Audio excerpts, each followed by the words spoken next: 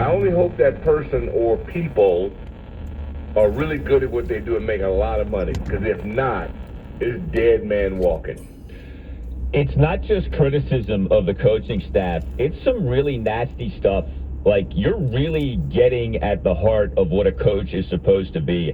One player telling Jane Slater of NFL Network the coaching staff is, quote, totally unprepared. They don't teach. They don't have any sense of adjusting on the fly. Another player saying that the coaches, quote, just aren't good at their jobs. I mean, players. Mike McCarthy, right? Mike Nolan. I mean, we've talked about these things. Like, I still don't get the Mike Nolan hiring.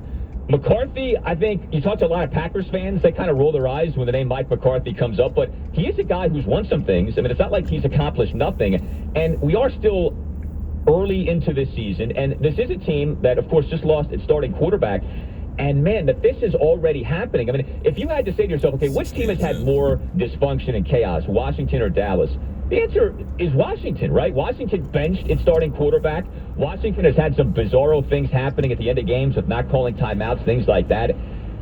And yet it's the Dallas team that has a very reasonable excuse for not having a better record. Our quarterback is out for the year. And it's like, they're already turning on these guys. So it's going to be a lot to get into. I was corresponding with the legendary Brad Sham this morning. He's going to be coming on with us on Friday, the great longtime Cowboys radio voice. Good man. But there is a lot to unpack with this Cowboys stuff. In the meantime, we go to our Window Nation guest hotline and welcome on Washington football team insider Rhiannon Walker of the Athletic DC as we get set for the practice week to begin, coming up a little bit later on this morning for Washington. Good morning, Rhiannon. How are you?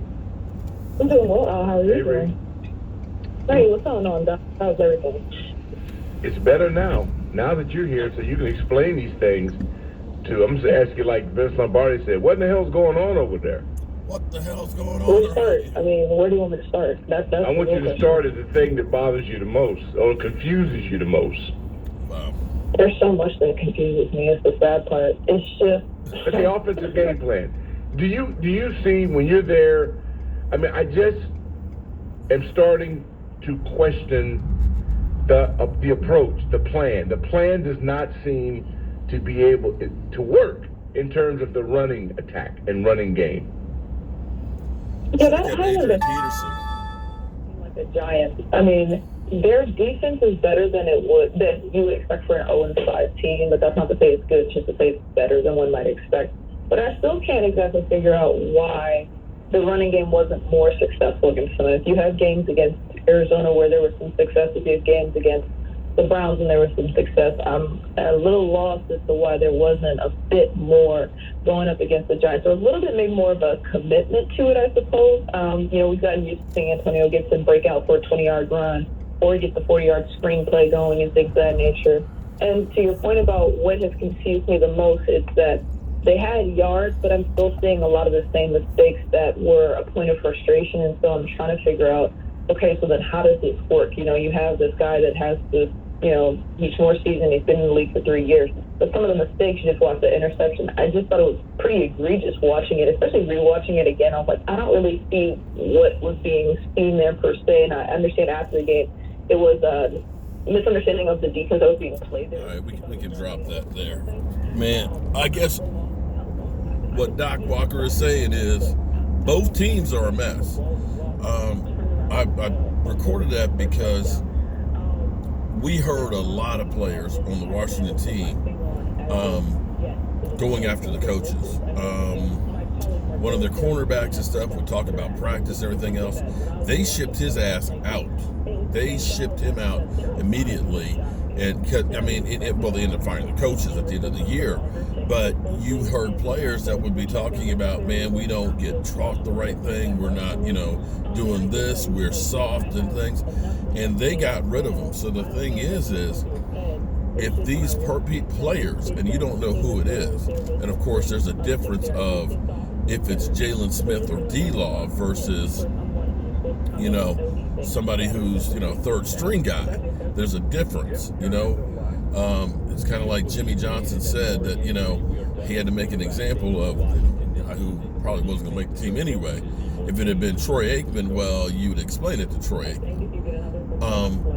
But to have guys openly talking to a reporter, condemning the coaches, That's just bad. You know, Mike, we kind of talked about this. You know, remember when we were in preseason and they had the blue and white game? There wasn't preseason. Okay, but remember we had the blue and white game that they hyped up, so we were like, oh yeah, we go. Yeah, I remember because it was funny because Vosh was like, yeah, we're gonna break down the plays on it after the game, and it was like you didn't see anything. That we had this secrecy. They wouldn't even put the numbers on the players, right? They should got fined for that too. Because, you know, we're trying to make sure we can keep our own players because we, you know, they're so valuable. We don't want to lose those to other teams. And you thought, oh my God, super secret that they got some stuff going on. Ooh, we got all excited about Mike McCarthy and everything, right? Mike McCarthy's not as good as he thinks he is. People think he is because he looks lost every week. Yeah, Mike, I'm beginning to get on your bandwagon here. The New York Giants game was the only time that song with the playbook in his hand. Well, and he had one towards the end of the game when we were losing. The one that bothered me is this, because it didn't make sense, and I just kind of went along, okay, I guess it makes sense. But his whole thing was, we have a walkthrough practice on Fridays because we start the process of getting their clock ready to play on Sunday, and they don't want them to be fatigued. Well, they might not be fatigued, but on this year that you haven't had OTAs to install all the information that you have, right? The changes that you have and all the new players that you have, to me, it seems like you need more practice time to get these guys on the right page, because as some people put it, the defense, it's not a lack of effort, it's they just don't know what the hell to do. And we've heard Jalen Smith talking about how complex it was and maybe we need to simplify it some. I still think it's Jalen Smith. I think it's Jalen Smith out there. No, it's not just Jalen Smith. Well, no, I'm not. They said two players. I mean, she said... Oh, I talked about on the field. No, but I'm saying I think it's that Jalen Smith would be talking to Jane Slater. That's who I think it is. And that will be interesting to see if it is found out who they are. Now, somebody shared an article about Aaron Rodgers. I didn't actually read it because I hate Aaron freaking Rodgers.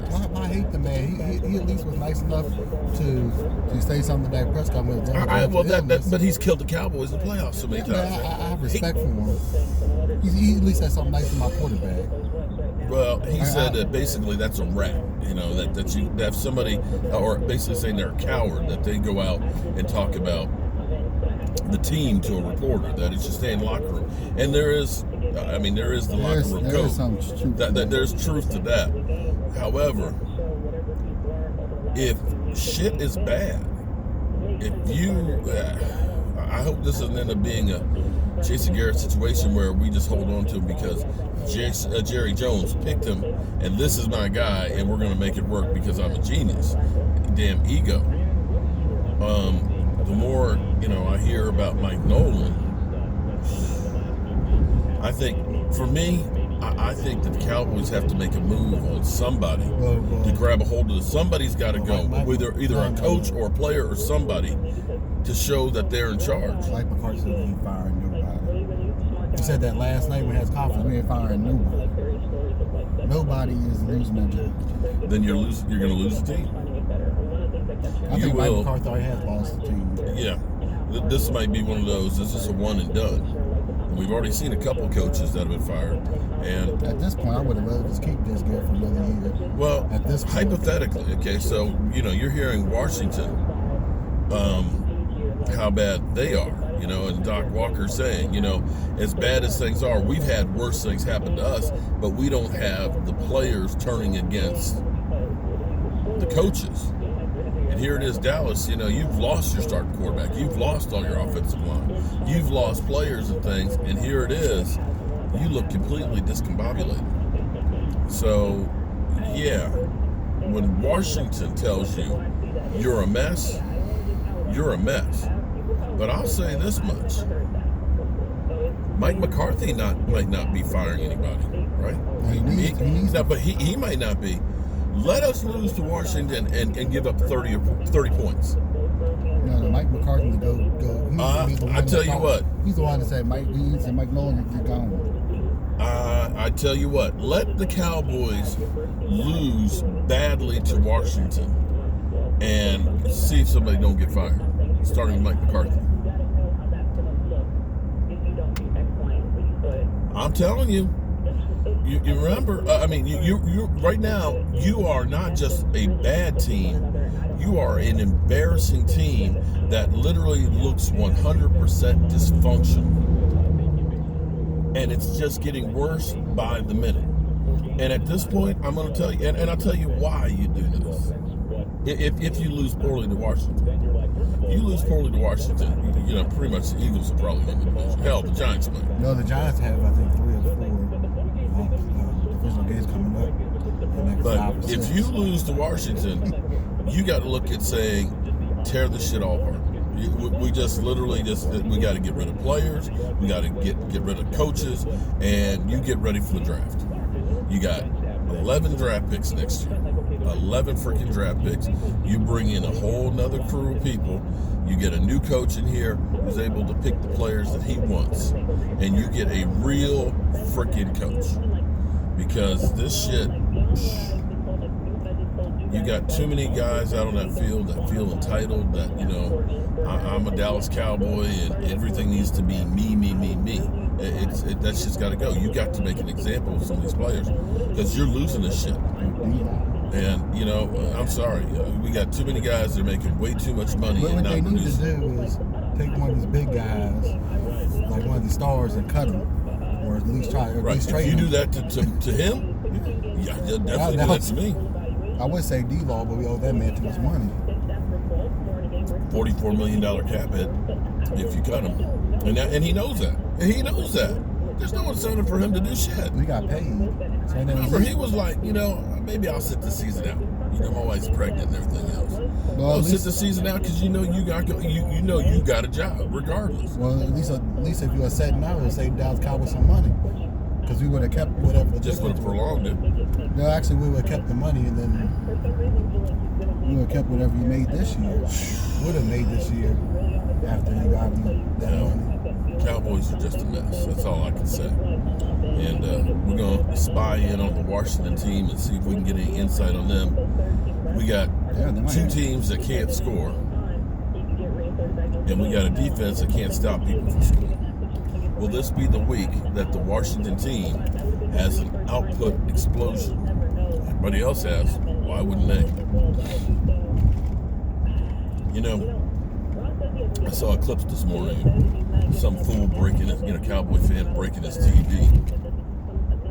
I almost feel like that shit's staged. It's always, somebody always has a camera ready to go as they watch and tear it up.